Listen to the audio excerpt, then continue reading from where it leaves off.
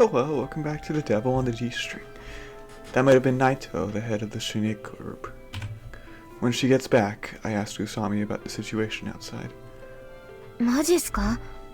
こんな顔だったんですが。She grabs the notepad I keep on my telephone stand and sketches out a quick portrait. Yeah, probably him. Naito was likely quite pleased to hear that Gonzo had died.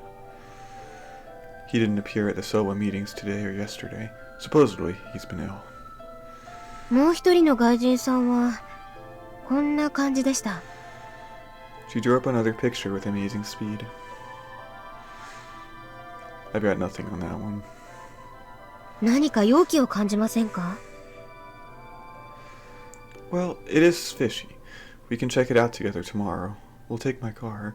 That way, on the off chance something similar happens, we'll be able to follow them. Usami nodded and turned on the television. ゴンゾーさんが亡くなられた件について、警察はどう動いているんですかね？ The news reported it as your everyday Yakuza warfare. Behind the scenes, the police have been investigating a criminal known as Maou for a while now. That's what Gonzo said, anyway. 私たちも警察に知っていることを話した方が良さそうですね。Nah, news has already spread that Maou is my brother, Samejima Kyouhei. I'm sure the police have found that out by now. Detectives will probably come looking for me soon to ask some 魔王は questions. これまで異常なまでに警察の介入を恐れていましたね。Yeah, funny how things change. I heave a sigh and stare at Usami.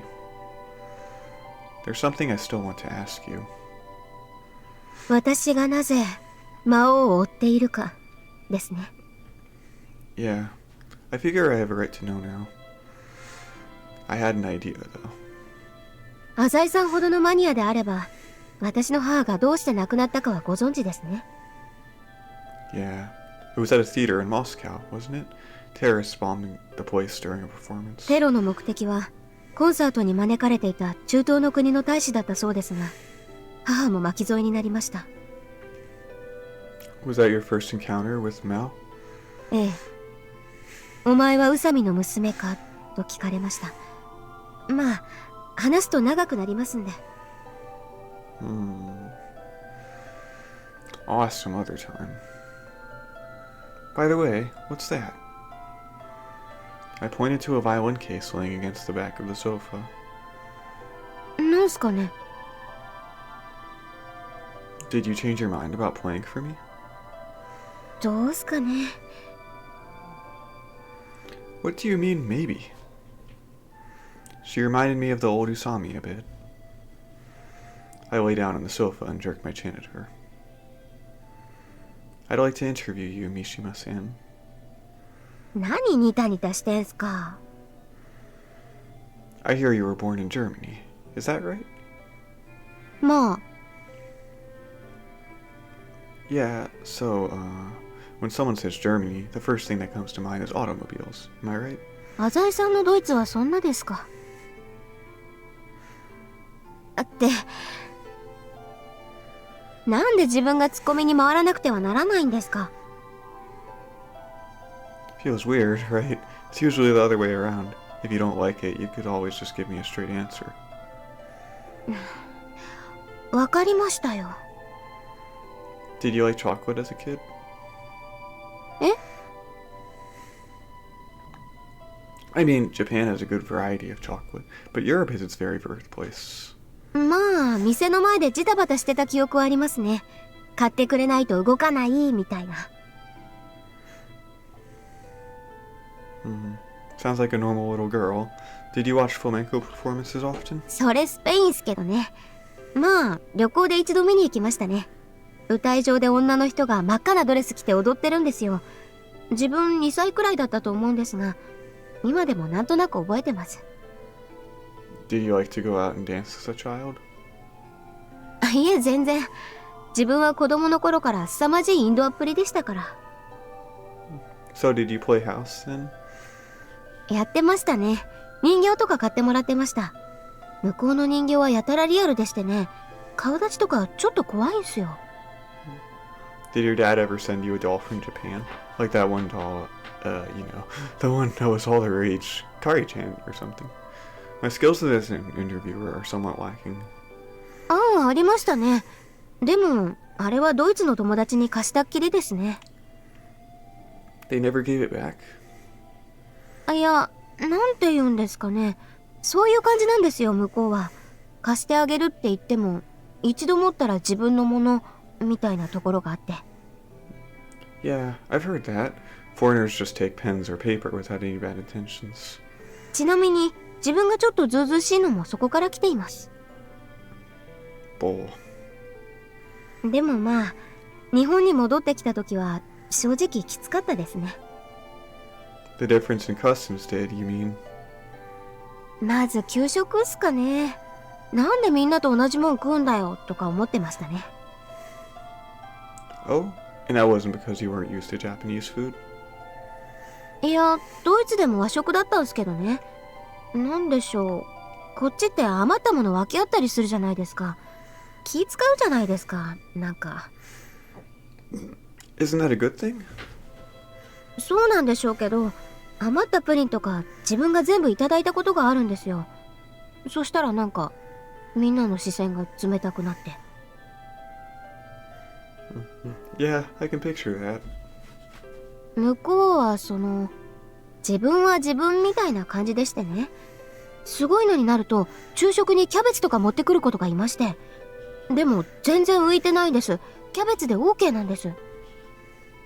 That sounds like BS, but we can roll with it. What kind of place did you live in? ケルンにいた時は大自然に囲まれてましたね。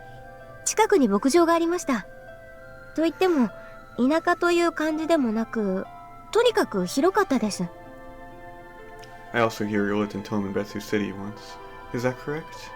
そうですけど、今と昔じゃ大違いですよ。10年前はセントラル街なんてなかったじゃないですか。So that's why you were a little lost when you first arrived last year. Central Boulevard practically popped up overnight to us residents too. It went up quite quickly. Is it true that city development is something the Europeans tend to take slowly? 人も時間ものんびりです。日本みたいに小さな個人商店が大きなスーパーに変わってるようなこともないです。They have higher ceilings over there too. Your violin must have echoed quite a bit. ですね。日本で暮らしてた時は、とにかく音がブワーッとこもる感じで、慣れるまで時間がかかりましたね。We finally got to talking about the violin. Did you start playing the violin because of your mother's influence? でしょうかね。母のコンサートとか見て、綺麗だなって思ってました。But of all things, the violin? ええ。楽器は高価だし、目指す人も多いし。私がやってみるって言った時、母も複雑な顔してましたね。Kids don't usually think about consequences down the line. 最初は、弾けたら楽しいっていうだけでやってましたよ。音楽教室に通ってたんですが、先生の前で弾くといつも手を叩いて喜んでくれるんです。Usami looked happy as she reminisced on days gone by. 母も仕事が忙しく、よく家を空けていたんですがね。帰ってくるたびに褒めてくれました。またちょっと上手くなったねって。自分はそれが嬉しくて、今度はもっと褒めてもらおうとか、ワクワクしながら練習してました。I see. だもんで、学校が終わったら夜中までこもって弾いてましたね。寝るか食うかバイオリンか。そんな毎日が半年くらい続きました。Oh, how are the recitals? グループで同じ曲を弾くんすけどね。自分だけなぜかちょっと目立ってたらしいですね。終わった後、あなたはバイオリンが大好きでしょう、とか言われました。It sure sounds like she does, at least. それからは、もっといろんな人の前で弾いてみたいとか思うようになりまして。Her smile was no less than cherubic. それで、母も本格的に自分に教えてくれるようになりましてね。I never knew this Usami. This innocent girl who spoke with a sparkle in her eyes. 本気を出した母は厳しかったですよ。何をやっても無駄でした。いかに自分が感覚だけでやってたか分かったのは、日本であるコンクールに出た時なんです。Oh? とにかくやたら怖いんです。静かですし、真っ暗ですし、審査員の方はクールですし。Are contests in the West more friendly? 発表会に近い温かさがありましたね。だもんで、結果はひどかったですよ。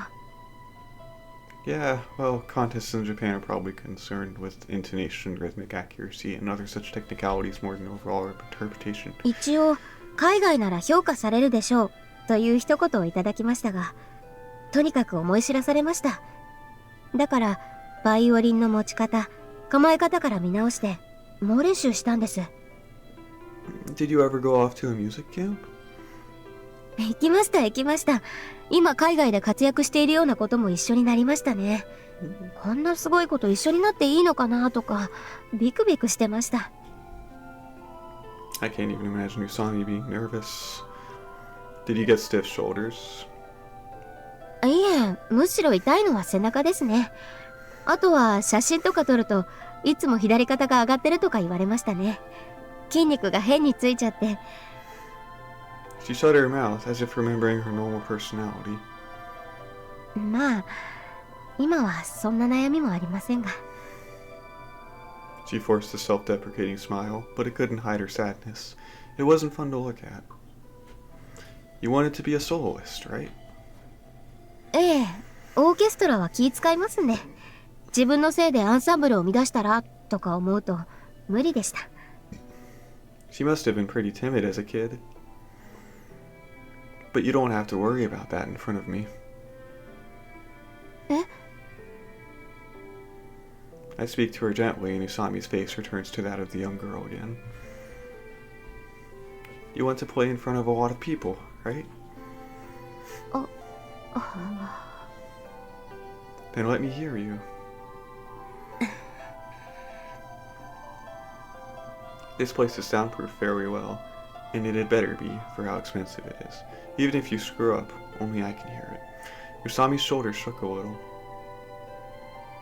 She took a deep breath, then stared at her violin case. Haru. When I call her, she looks up at me. わかりました。京介くんになら。She scurries to grab the case as she blushes. She opens the case gently, as one would open a jewelry box. Inside the solid case was a cloth sack. I could tell just from that how much care she put into her instrument. Then from out of the sack, she pulled a beautiful, aging, glossy violin. That looks pretty expensive. 実に浅井さんらしい意見ですが、お金には変えられません。It must be the violin her mother used. ちょっとお待ちを。She rummaged through a bag she had brought along with the case. チューナーとか持ってないですよね。I'm just a fan, after all. I don't play. 参りました。忘れてきたようです。Hey, now, you're not going to leave me blue-balled, are you?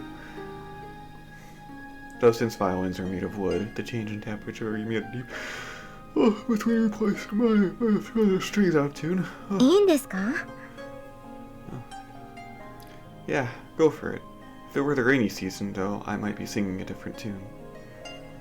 When the air is exceptionally humid, the strings stretch easily, sending the pitch and timbre straight to hell. 一応毎日チューニングはしてるんですが。Oh, so you still practice daily?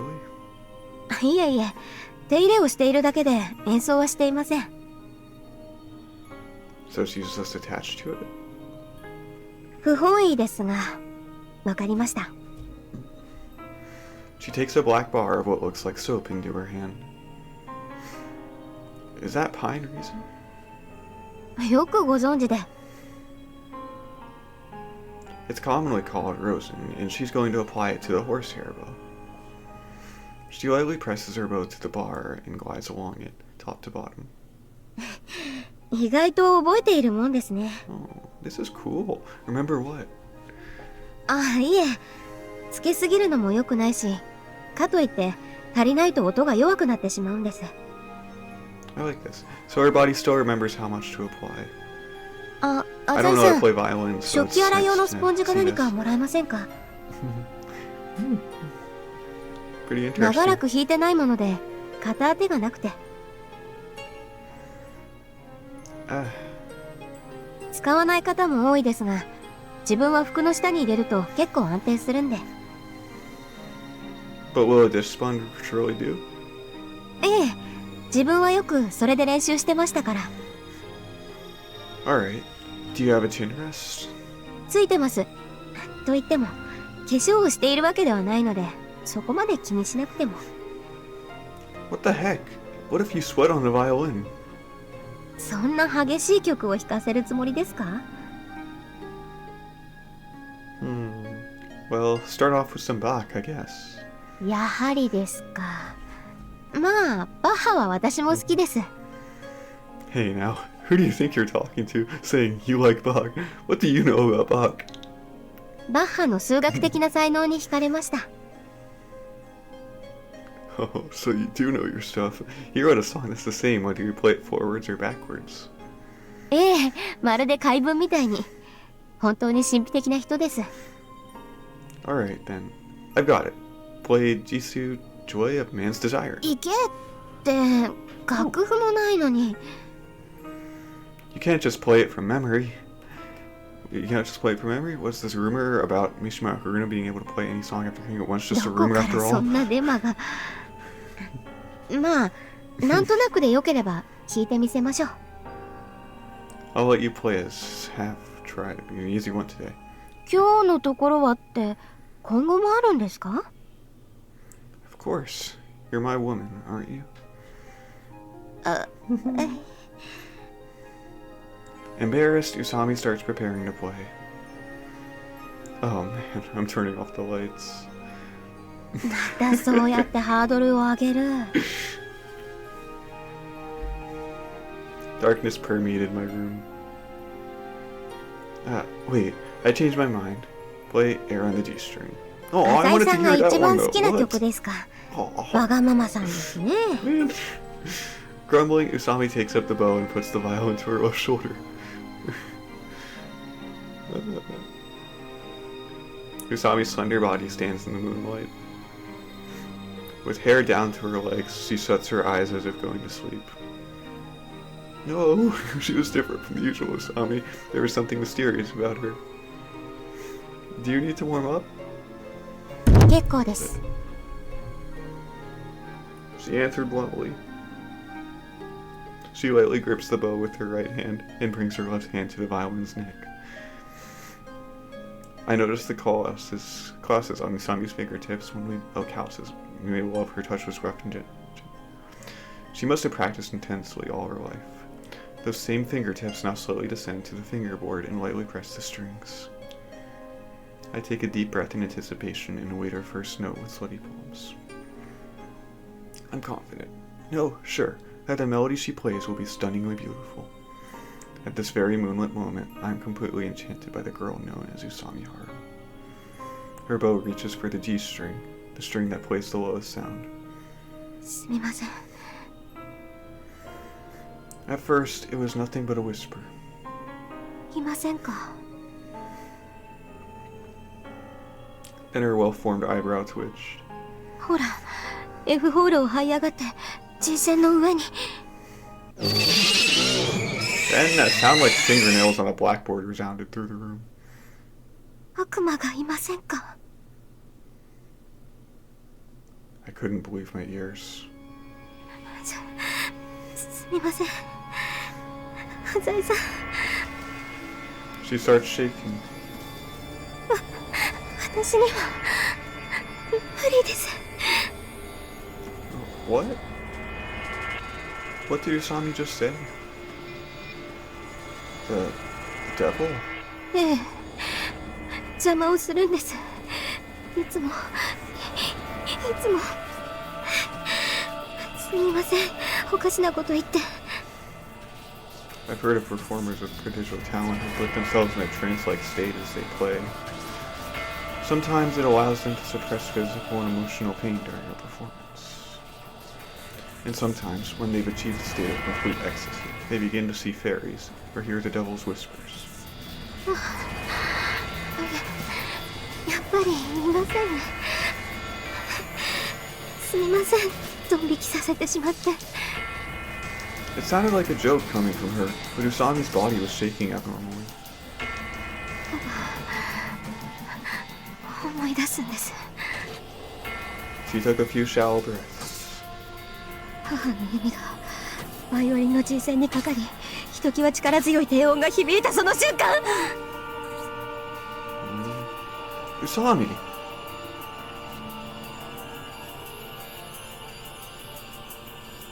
That rumbling drowned out her mother's beautiful melody. The earth shook, and Haru's body was tossed into the air. The sound burst her sensitive eardrums as destruction rained down, raging across the theater. It was the blast of a bomb. The stage, the seating area, the balcony, the boxes, everything vomited smoke into the air. Screams littered the atmosphere, unintelligible screams of pain and terror. Haru saw someone lying on the ground on the other side of the theater. She saw other things which had lost all semblance of humanity. She saw fragments, pieces of human beings, chunks of flesh decorated puddles of blood right before her very eyes.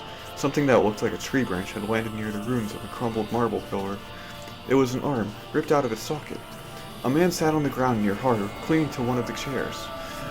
He was holding his stomach, as if in desperate prayer. Something soft of a dull color splashed out onto the ground. It was his intestines. There was blood everywhere. Everything was burnt and blackened. All that remained were the dead and dying. The smoke had frozen the girl so tightly that she wasn't even able to close her eyes. The world around her had completely changed. Her mother's skillful performance had at some point become a non-solvable pitched groaning. There were screams, and at the same time, a barrage of automatic weapons fired. The shots fired mercilessly in front of her. The few streams of blood surged out like snakes. Only after seeing that was she finally able to clench her teeth in fear. Death was near. Sometime after she had finally accepted her inevitable death, a voice called out to her. Called out for her. Haru, it said, seeking the girl. She tried to squeeze out a reply, but couldn't. Her mother had been an expert at manipulating sound at will, yet the only response Haru was able to offer, a response that would turn out to be her final words to her mother, was a raspy wheezing that hardly qualified as speech. Usami no musume ka? A new voice called her, this time a calm one from above her. He was dressed head to toe in black. The balaclava he wore covered his face, but his eyes laughed boldly at her. The man's figure, distorted from the hot air, seemed akin to one of the devil's trails. Usami, Haru da.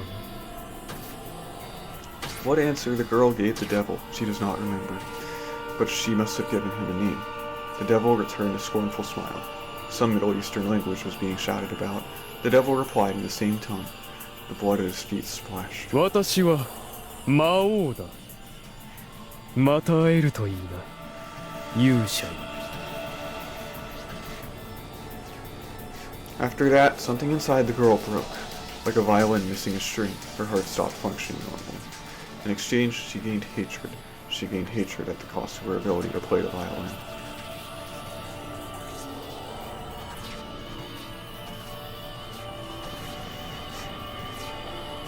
Usami's breathing was becoming rough, and her face was getting so pale that I was able to notice it from the moonlight alone.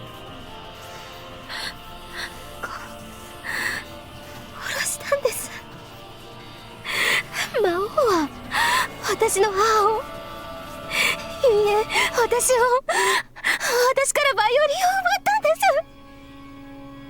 I know. Now, calm down. ごめんなさい。京介くん、弾けるかなって思ったの。京介くんの前なら、京介くんのためなら弾けるかなって。 Why is Usami, a passingly normal young woman, chasing the dangerous terrorist, Maou? I finally understood the reason behind that reckless act. でも、ダメだった。ごめんなさい。 She was merely wandering around grief-stricken, searching for salvation. I see. You did well to tell me. ごめんね。 It's alright. ごめんね。楽しみにしてたのに。 Don't worry about it. It was my fault. I reached out to hold Usami. Don't worry about it. I'll do something about it. なんとか Her tone suddenly lost all emotion. Yeah, I'll catch Maou. That seemed the only way to save Usami. 捕まえる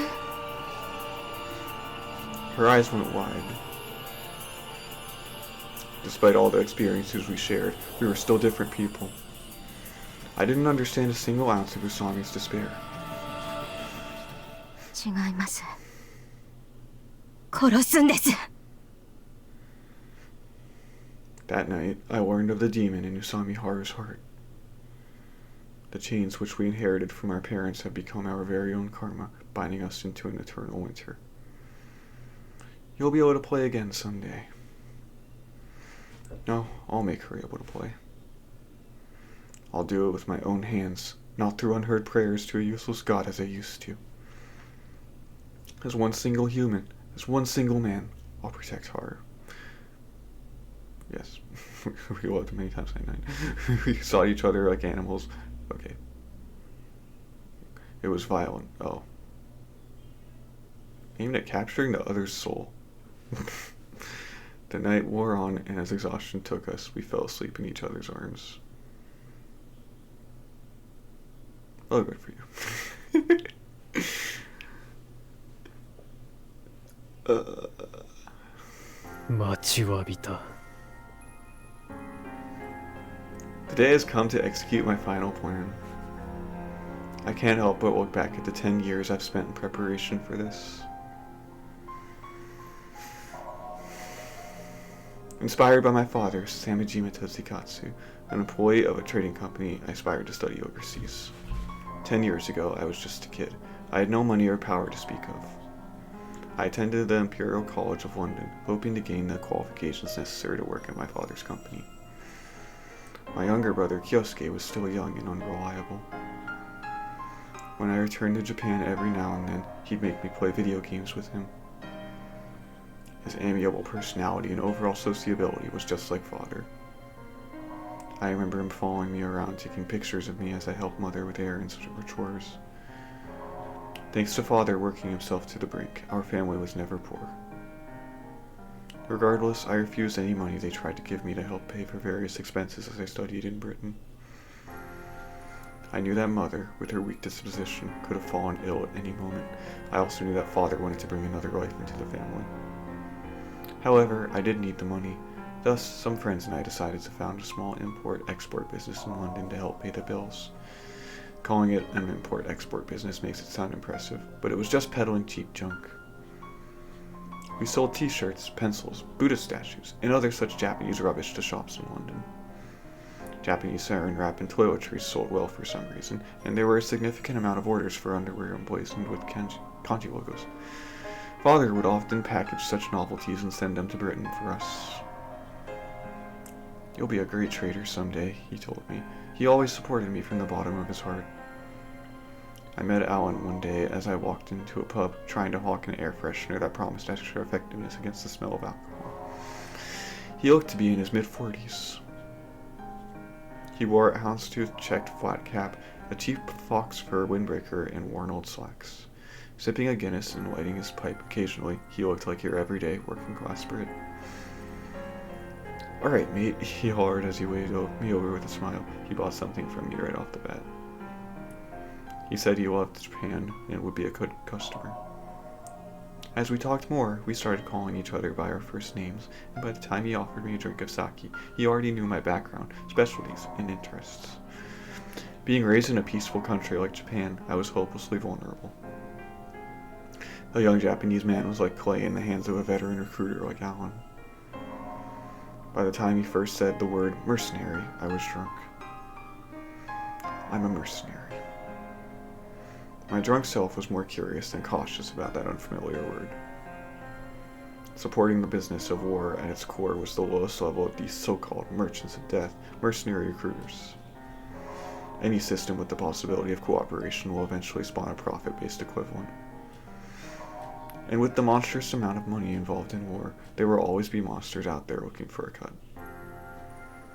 And in any case, Alan himself was not working for some Arab big shot or some capitalist corporate giant, but a monster that happened to deal in smaller figures. He had the proper qualifications and was a formal member of a recruiting agency. However, mercenary recruiters are not permitted to act out in the open. That law exists for diplomatic reasons as a conformity to international law, and the connections to underground organizations cement it as an important rule to follow. Alan's talk captured the attention of his green listener. He tried to sweet-talk me into joining up as we drank Kurosawa and Yamato Damashi, and like a missionary for an evil cult, he waited patiently until his prey was no longer able to think. Still, I never said yes. 人殺しは悪です。 As if to say he already knew that, he laughed and replied, "But murder can sometimes save things that justice can't." I found that difficult to understand. It does stir a man's sense of adventure, but there's no reason to become something as mysterious as a mercenary. Warfare may be an unfortunate constant in this world of ours, but it has nothing to do with me. If you ever find yourself in need of power, call me anytime, Alan told me. After that day, a long time passed. My little sister was born and died. My father's silhouette, broken-hearted before little Kyouhei's portrait, is still burned into my eyes. And soon after that, that same father was arrested under suspicion of murder. I don't know if I'm covering him or not with my face camera right now. When I received the news from Mother, I abandoned studying for my upcoming midterm. Yeah. Tomenbetsu City's holding cells. Let me see.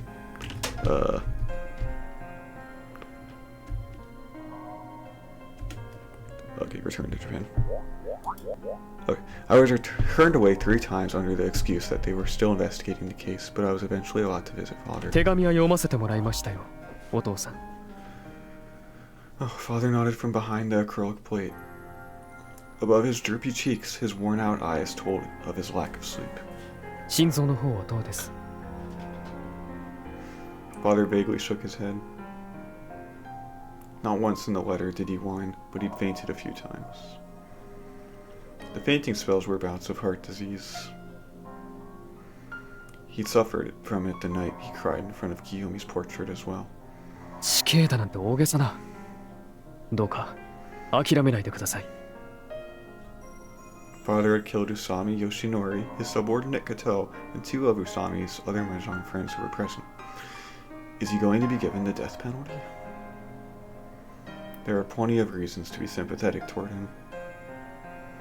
Nevertheless, his crime was premeditated, and it couldn't be helped if they saw his method of killing as brutal. He was just possessed by his urge to kill at least Usami. The rest of them were just small-timers riding off of Usami's power. They could do nothing but mock Father. Then again, I personally think it's those kinds of vermin who deserve to die. When I spoke with a lawyer friend of Father's, he was unable to confidently determine whether or not Father had a chance at life. The decision wouldn't be made for 3 or 4 years after all.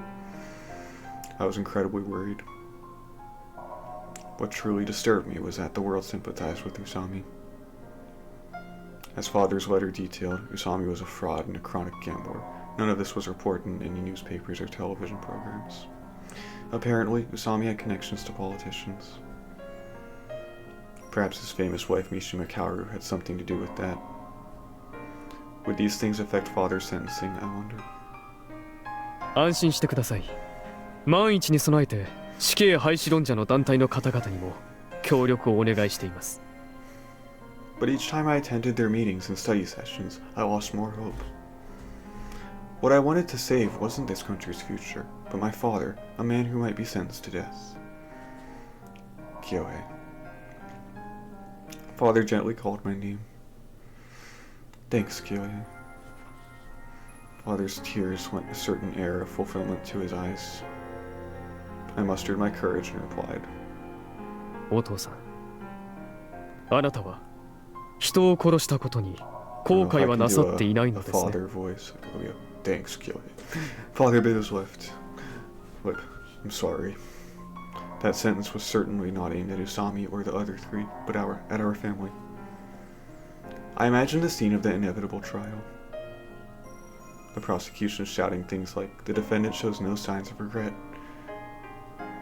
Indeed, Father would never submit to Usami's memory, nor should he have to. Kyouhei, can a genius like you answer a question for your old man?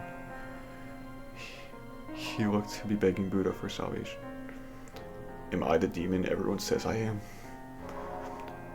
Indeed, he's a demon, my reason and morality whispered coldly into my chest. He loved his family more than anything else. The smiles he brought to us were countless. I felt something burning inside me, and I cursed my ingrate reason and morality. 父さんは正しい。 He'll always be me. Wait, be, to me at least. That sentence, that determination sealed my life's fate. お父さん、俺はイギリスに帰ります。しかし、必ず戻ってきます。何年先になるか分かりませんが、希望を捨てないでください。 There was no way I was going to sit back and suck my thumb as the judicial system pondered his fate. I returned to Tomenbetsu City, packed my bags, and said goodbye to Kyouhei and Mother. They were both worried at my departure. But wallowing in our sorrows wouldn't save Father. I entrusted Mother to Kyouhei and returned to Britain. My only miscalculation pertained to the beast named Azai Gonzo. The Yakuza debt collectors wouldn't rely on Father's debt merely because he was in jail. Mother, left behind on her own, fell into Gonzo's clutches, but I was left in the dark about this until far later. Alan greeted me with a huge grin at the aforementioned pub. I thought I'd see you again. I asked my one question bluntly. If I follow you, will I gain enough power to free a prisoner from jail? Alan's gaze when he looked at me then changed for the very first time. I just procured mercenaries. I had no idea you wanted to be a terrorist. I didn't care what he called it. Terrorist, mercenary, soldier. I didn't care. All I wanted was to find a way to save my father. Well, work with us for now. Lots of our people declare themselves free agents after 2 or 3 years. It wasn't like I didn't have any hesitation toward going with Alan. It would mean having to go years without any contact with my mother in Japan.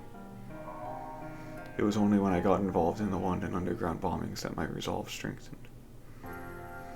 Terrorists, angered by one of Britain's national issues, blew up a subway platform with a suitcase bomb. There were around 500 casualties.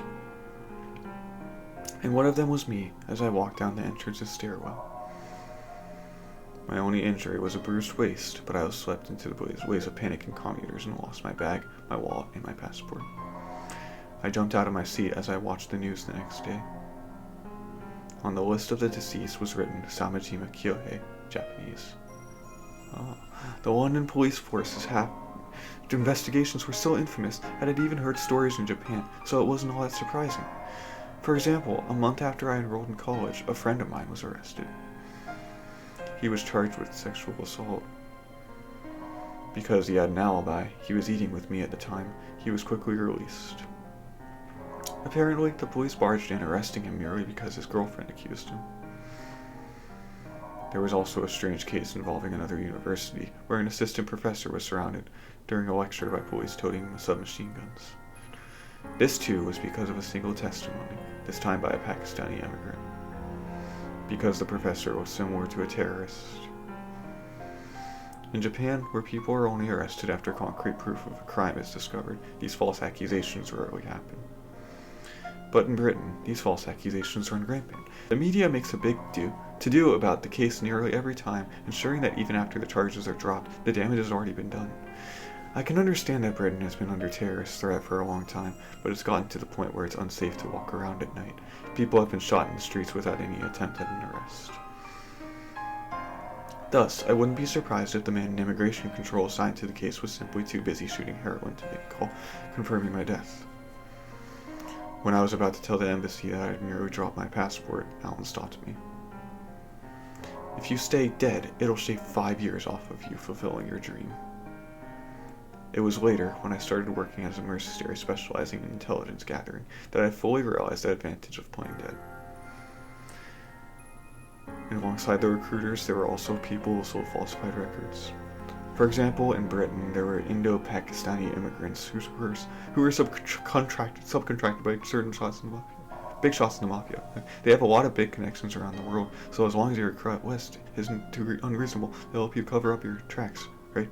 They sold passports, driver's license, and ID cards from various public organizations that allowed access to bank accounts, credit cards, or traveler's checks. You could buy pretty much anything you needed, as long as you had the money for it, of course. But regardless of how sloppy these countries' identity checks were, in the face of modernized society, having a dead person pose as a dead person will always be far more reliable and economical than having a living person do so. After all, when you're officially dead, you don't have to worry about being the subject of any ongoing investigations. It also makes it impossible for someone to get an accurate profile of you. Kyouhei, you're a man of outstanding talent.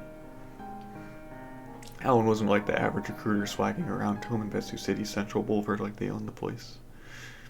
The only people he had his eyes on were people who seemed promising, even if inexperienced. I had no intent to answer his expectations.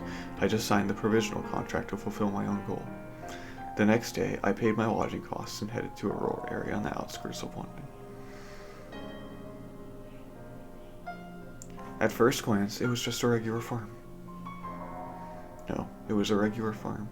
There were cows, goats, and sheep, and people milking them without a care in the world. They said the training camp was just the farmer's side job, but it was obviously being financed by some conglomerate or syndicate. In other words, he must have been a high-ranking warlord that no doubt has more than a few mercenaries under contract. Needless to say, he was quite wealthy. And a common aspect of the wealthy in any country would be their propensity for cutting costs. Our lodgings were coarse, our meals mostly scant and vegetarian in nature. I, along with all the other fools that fell prey to the temptations of the devil, was assigned to a group of 5 or 6 people. We all then underwent medical and fitness evaluations. During the initial stages, there was a heavy emphasis on exposing any special skills or experience that might be of some use. More often than not, this took the form of an intense interrogation.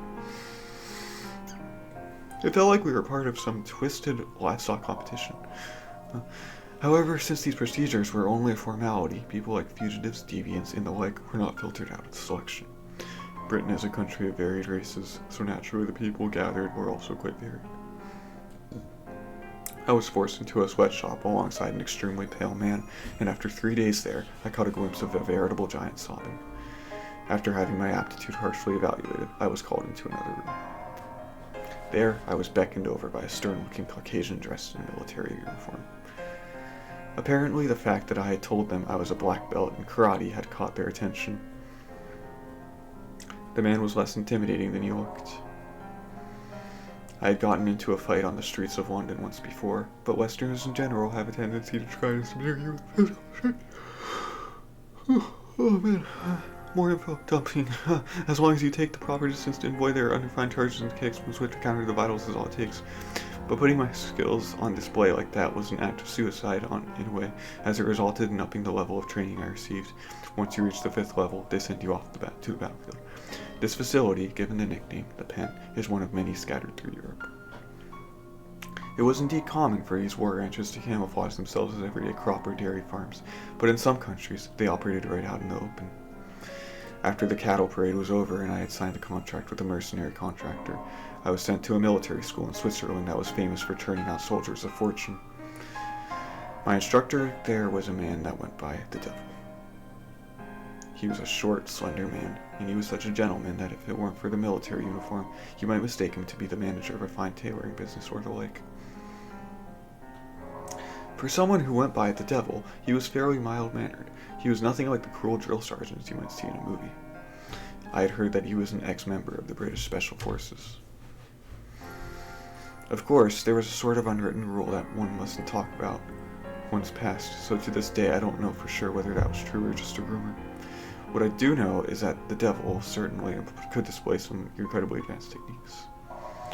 Between lights out at 9 p.m. and rising at 4 a.m., the devil would occasionally launch a guerrilla attack on us as we slept. The curriculum was divided into field and study. In the field segments, we covered topics such as the usage of munitions, marksmanship, the proper methods of arming and dismantling bombs, sabotage, close quarters combat, and reconnaissance. The study segments covered subjects such as communications, navigation, survival, and the like. Due to the harsh training, there were some among us who dropped out. Some even became handicapped after an accident during training. The only reason things went smoother for me was because, besides my native Japanese, I was fluent in English, Arabic, German, French, and Spanish. What? Dude, you like playing around, don't you? What a child. Jeez. One day, after a training session in close quarters combat, the devil came over to offer me words in a rare, harsh tone. It's true, I did have a habit of taking my time and finishing off my opponent after getting them to the ground. I held off because I wanted to see how they would react when thrown into a predicament. You had a bit of a smile on your face, you know that? I actually had never noticed it myself, but regardless, it was a rhetorical question. Try paying a little respect to your enemy. I'm not training psychotic murderers here. The British gentry have a set of prerequisite virtues before one can call oneself a gentleman.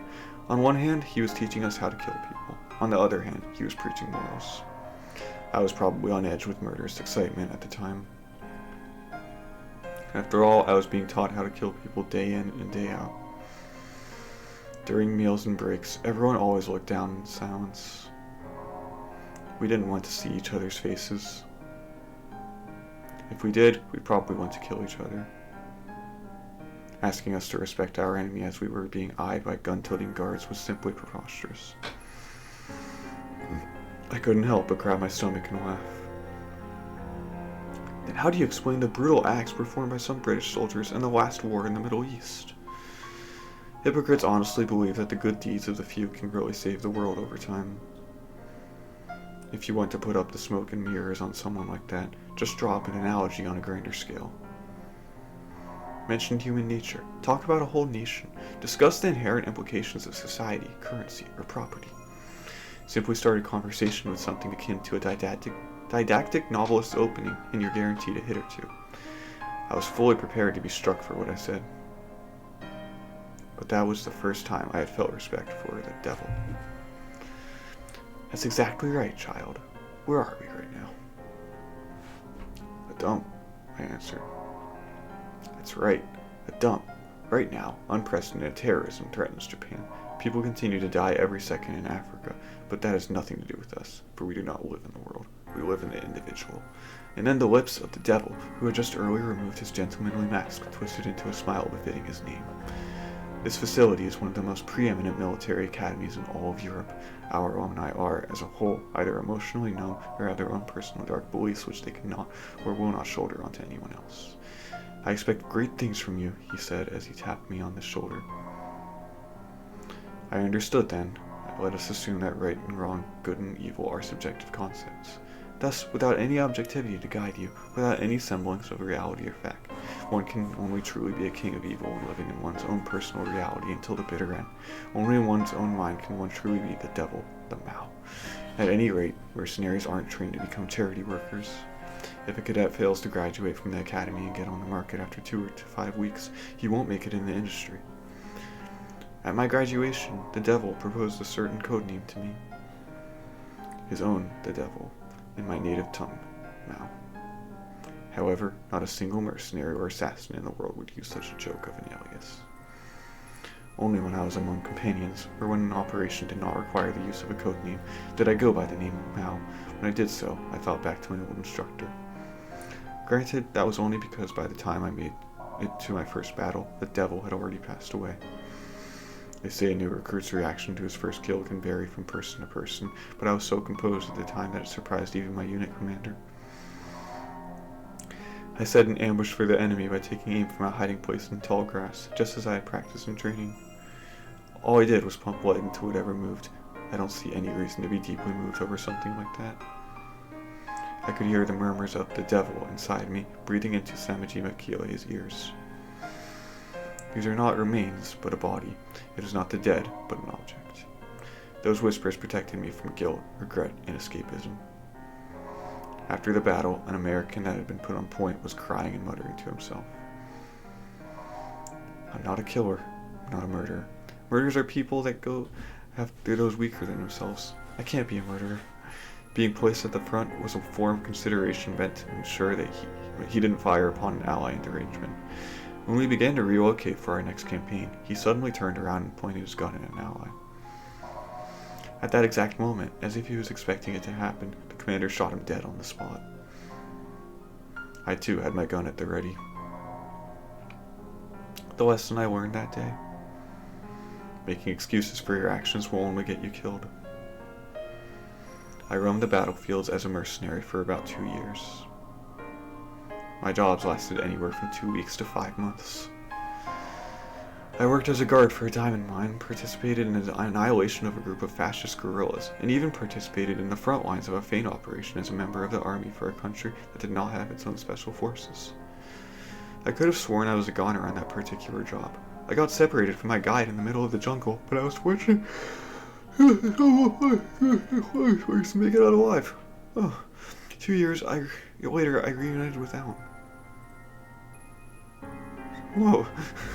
Looks like I was right about you. You did well to make it this far. The relationship between a mercenary and his contractor was like the relationship between a prostitute and a Yakuza drug dealer she buys from.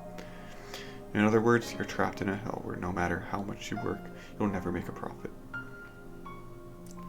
In fact, some of my fellow comrades had been sent to a military school by their contractors even after the contracts had expired in order to provide them with further training. The amount of money you could get as a novice mercenary was no better than the salary you would earn working in a convenience store in Japan, but even so, it was enough money to allow people who came from warring third world countries to feed their family. For years. It's not like you got into this business for the money, is it, Kyouhei? That goes without saying. Money was necessary, of course, but in order to put my plan for revenge into action, I would first need some connections. That's right, revenge. Ending dozens of human lives for no reason in particular had changed my way of thinking. So my dad had killed Usami and 3 other people. What of it? They were all vermin. They weren't local militia, fighting for freedom. They weren't child soldiers from the Middle East, who had been taught nothing but how to kill from the very moment they were born. In fact, in my eyes, they were rare examples of people who were killed for a reason. Even if you were to kill a civilian, you would not be court-martialed as long as your side won. And as I saw more and more of these tragedies, I came to find the fact that my father was going to trial at all to be absurd. As a child, I had talked about wanting to save my father. Now I found myself driven by the impulse to destroy everything that Japan stood for. You're a free agent now, Kyouhei. I hope you don't mind me trying to recruit you again, but as a full-blown merc this time. I told him that I had enough of going into armed conflicts with blazing guns. To be honest, I just wasn't cut out for combat. My main downfall would be my tall build. A bigger body makes for a bigger target. In fact, most of the soldiers you see bragging about their prowess are the ones of normal height and build, people that wouldn't stand out at a glance. Occasionally you'll see one of those big muscle gorillas like they show in the movies, but most of those either meet a quick death or go mad and become useless. To exacerbate the problem, I apparently had a disrespectful habit of treating the whole process as some sort of furious game. I never actually intended it to be that way, but people had pointed out to me on several occasions that I intentionally avoided striking vital areas. On the battlefield, where a split-second judgment could mean the difference between life and death, this was a fatal flaw. However, I had a certain talent in liaisons due to my language studies. For the second stage of my revenge, I began gathering experience in espionage and intelligence. When someone says mercenary, most people generally have the preconception of a soldier, and I was honestly no different. But as one would expect, the jobs requested by the clients that put forth the best pay are, naturally, quite difficult and highly confidential in nature. They usually have months, sometimes even years of planning to put into them beforehand. Also, unsurprisingly, these jobs came with harsh prerequisites. One of the reasons Alan wanted to recruit me happened to be because I was Asian. Japanese people are a scarcity among mercenaries. Because of this, I was sometimes given opportunities to pose as someone of Taiwanese, Korean, or Hong Kongese descent. Of course, I posed as an innocent Japanese tourist on occasion as well. This allowed me to get around and do my work freely without suspicion. I suppose I don't have to go into the importance of information warfare. Needless to say, the pay was on a completely different level compared to when I was an infantryman. But the risk involved justified that. Since mercenary work is not protected under any treaties or agreements, I was in danger of becoming just another unidentified corpse at any time whenever I infiltrated enemy territory with a fake passport. Since a dead man is difficult to track, I quickly earned a reputation as an excellent spy. On one occasion, when I was in Moscow placing bids on military-grade explosives, a very interesting story caught my ear. A famous violinist by the name of Mishima Kaoru would be playing a concert at a nearby theater. The officer who told me of this said that there was going to be a high-ranking Arab official in the audience, and that he was keen on cooperating with America, thus he wanted to kill him. However, my attention was purely on Mishima Kaoru herself, Usami Yoshinori's wife. Great, let's kill him. The decision was no more difficult than deciding what to eat for breakfast. The officer returned a smile. Having built up a decent number of connections, I gathered a group of men that would do anything for money with the help of my mercenary friends. It mostly comprised bodyguards for high rollers and extensive drug cartels and kidnappers for hire. I acted as the team's commander. In an attempt to misdirect the police force, I leaked information beforehand that there was going to be a bombing at a bank across the city. It worked rather well, as the operation went off quite smoothly. I smuggled in the C4 personally. The image of a Japanese tourist, that incredible free pass to whatever event you may desire access to, worked brilliantly. I succeeded in placing the detonator, and then waited until Mishima Kaoru's performance to set it off. When I finished off Mishima Kaoru as she lay half dead from the blast, I felt a strange sense of anticlimax, like I had just finished my taxes or something. It was then that I first met her daughter, Usami Haru. She called herself Hiro, probably from insanity induced by fear. People may be right about me when they say I have an irreverent habit of playing around. The video games I played with Kyouhei always had a righteous story about a hero whose village was burned to the ground. After coming to terms with the loss of his family, the hero would gain power over time and eventually come to defeat the evil demon lord, that is, Maou. If someone were to ask me why I didn't kill her, I could only answer that it was because it would be more interesting that way. No. To be absolutely honest, the conscience which I was sure I had purged began to ache. A father is a father, and a daughter is a daughter. I remember feeling that way even after killing her innocent mother. My common sense ethics had warned me against slaughtering a young child. In the end, as the years passed, I ended up forgetting about Usami Haru. Anyway, I decided to let her off then, especially since I had to worry about escaping the authorities in time. After that, I tried to check up on my father's situation in Japan. His sentence from the first trial was death. My worst fears had become reality. Granted, whether he received life in prison or a mere 5 years, I still intended on putting my plan into action. Luckily, Father had apparently taken what I had said to heart, as he was in the process of an appeal. But the real kicker, what truly bothered me, was my mother's situation. When I secretly went to see her, I found her in a hospital bed. From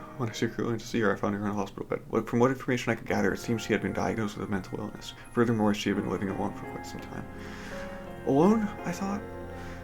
Where had Kyouhei gone off to? When I discovered the answer to that question, I seethed with rage. My little brother, the one I had entrusted my mother to, had been adopted by, of all people, a Zygonzo, and was devoting himself to the pursuit of pittance profit. I had changed so much that even my mother failed to recognize me. I grew more deeply absorbed in my preparations. When one works in the field of espionage long enough, one inevitably meets fellow intelligence workers from the private sector, namely from trading corporations. And when that corporation is as gargantuan as the Snow Corporation, it would be unheard of not to employ a few people, with the little task of selling the copious information stumbled upon by the company. Not too important. Okay. I grew close to one such person and threw him to the CEO.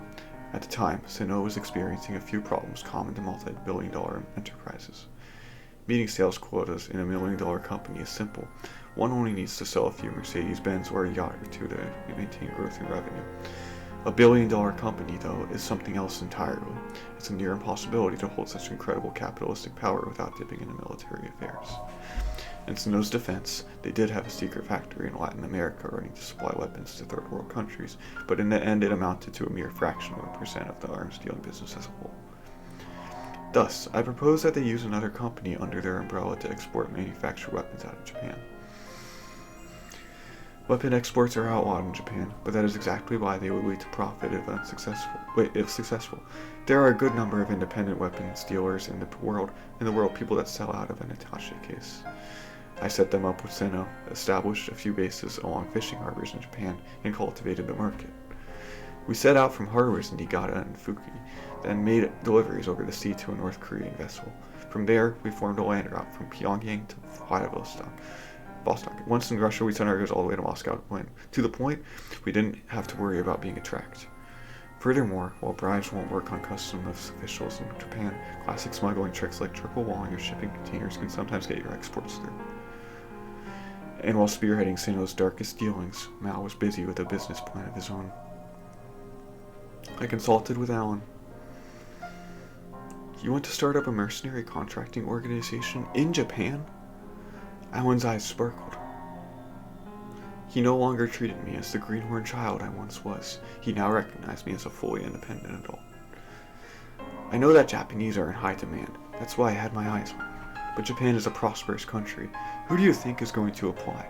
I can't imagine there's much profit to be had. 私も裕福な家庭に育った。けれど、物質的な豊かさに関係なく、心の貧しい人間というのはどこの国でもいるものだ。For example?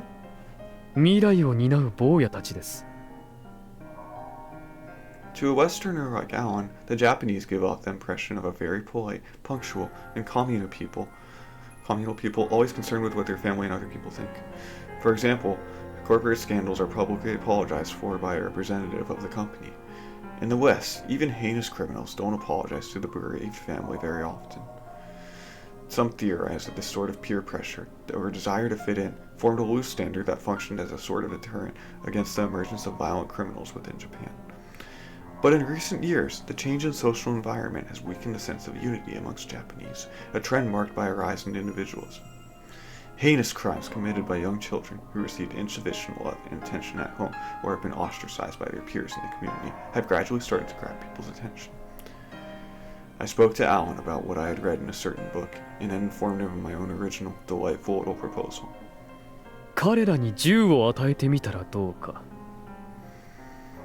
For example, bullying is a problem in every developed nation, yet for some reason child suicide rates in Japan stand out as exceptionally high. 私はひどく悲しいんだ、アラン。これがアメリカだったら、銃を片手にギャングの仲間入りをするという道があったろう。If we can discover talented individuals and then give them the proper training, you can bet they'll justify our investment when they become capable warriors. This procedure, almost akin to kidnapping, proved to be fairly successful in the West. After all, acting as a mercenary recruiter is a pretty extreme job, and while their numbers have certainly decreased, they're still in operation across many regions in Europe even to this day. You have my full support, Maou. Thusly, I began my roaming through the streets of Japan. My first targets were the children of corporate presidents and the bastard children of politicians. The rationale behind this choice was that if their training turned out to be a bust, I would at least be able to use them as hostages for ransom from their parents. I soon began to target lower-ranking members of organized crime rings as well, and then members of biker gangs or the like who would soon be on their way into organized crime.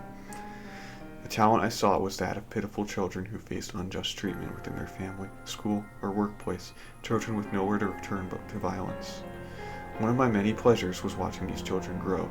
I loved to see what they did with themselves after learning how to sell cocaine or being given weapons to rob a bank. The information network among children in Japan was not to be underestimated, as rumors about Maou quickly spread. Eventually, I did not have to go looking for talent. Talent came to me. In all seriousness, though, it should be noted that it's natural for a boy to want to fire a .44 Magnum at least once in his life. A troubled family background isn't necessarily a factor there. Anyway, among all these children was an exceptional example of talent, Tokita Yuki. My experience with female mercenaries was limited solely to rumors, as a testament to how rare they must be. It was such a shame that Tokita turned out to be an acquaintance of Usami's. Now then.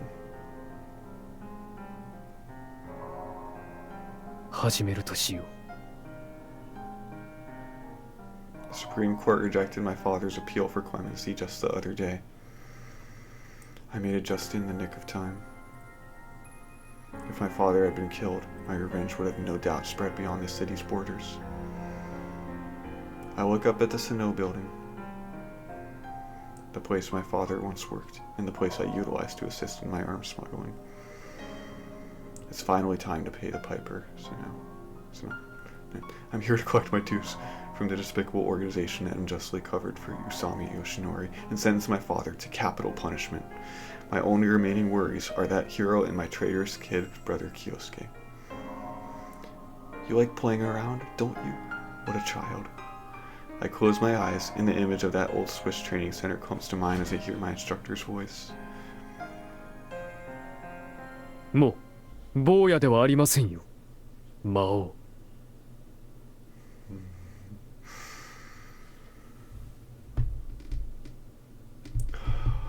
Wow. Okay, that was a lot of explanation. Huh.